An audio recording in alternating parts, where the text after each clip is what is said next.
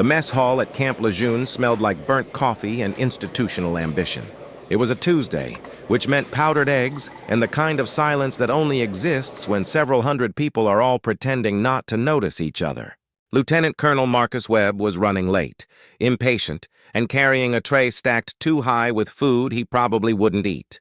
He was broad-shouldered, loud in the way that some men confuse with authority, and he moved through the world as though it owed him a lane.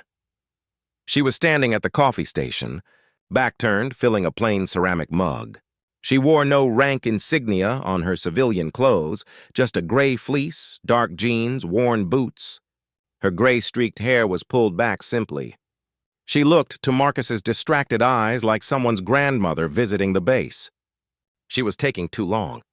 She was in his way. He shoved past her. Not gently. His elbow caught her shoulder hard enough that her coffee sloshed over her hand, and she stumbled half a step forward, gripping the counter to steady herself. He didn't stop. Didn't look back. Just muttered, "Watch yourself," and kept moving. The mess hall didn't go silent. It did something worse. It went still.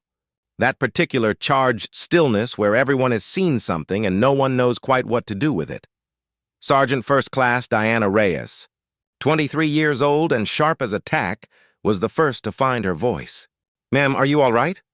She crossed the room quickly, offering napkins, her eyes flickering between the woman and the retreating back of Lieutenant Colonel Webb. The woman, General Adrian Marlowe, 4 stars, Deputy Commandant of the Marine Corps, and the highest-ranking officer on the entire installation that morning, turned around slowly. She looked down at her burned hand. She looked across the room toward Marcus, who had settled at a table with junior officers now laughing at something on his phone. She smiled.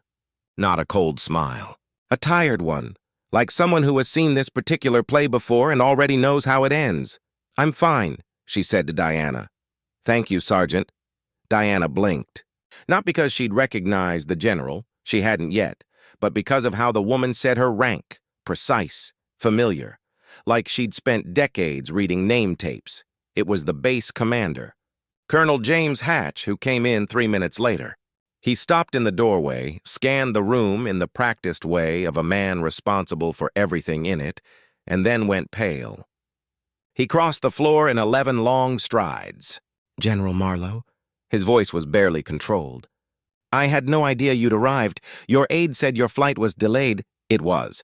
I took a transport." She waved him off gently. "I wanted breakfast first. I always think better on a full stomach." The name moved through the mess hall in a wave. Marlowe, General Marlowe. The General Marlowe, who had served 3 combat deployments, who had been the first woman to command a Marine expeditionary force, who had been shot in the shoulder in Helmand Province and refused medical evacuation until her Marines were secured. That General Marlowe. Marcus Webb looked up from his phone. He found her eyes already on him. Not angry, not triumphant, just watching, like she was trying to understand something. He stood. His chair scraped back loud enough that the officer beside him winced. He crossed the room, and every step felt longer than the last, and the mess hall had gone fully, completely, enormously quiet. He stopped in front of her. His face was a complicated map of shame and pride fighting each other in real time. "General Marlowe," he said, "I owe you an apology." She studied him for a moment. "Yes," she said simply. "You do. I was rude. I was careless. And—" He paused, and something shifted in his expression, cracked open just slightly. "I wouldn't have done that if I'd known who you were. And that's the worst part. That I have to admit that." The mess hall breathed. General Marlowe set down her mug. She looked at Marcus Webb the way she had once looked at young officers under fire, searching for what was real underneath the noise.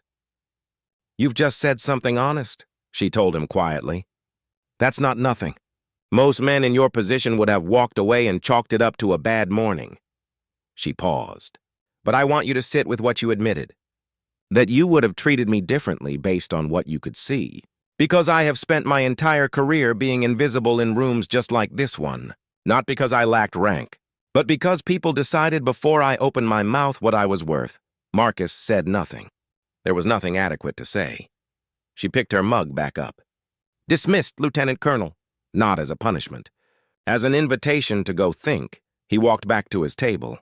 He did not touch his food. General Marlowe sat down beside Sergeant Diana Reyes, who looked like she might pass out. "Tell me about your unit," Marlowe said conversationally. "I like to know who's doing good work." And Diana Reyes, hands still shaking, heart hammering, began to talk. Outside, the Carolina morning was bright and indifferent. Inside, something small but permanent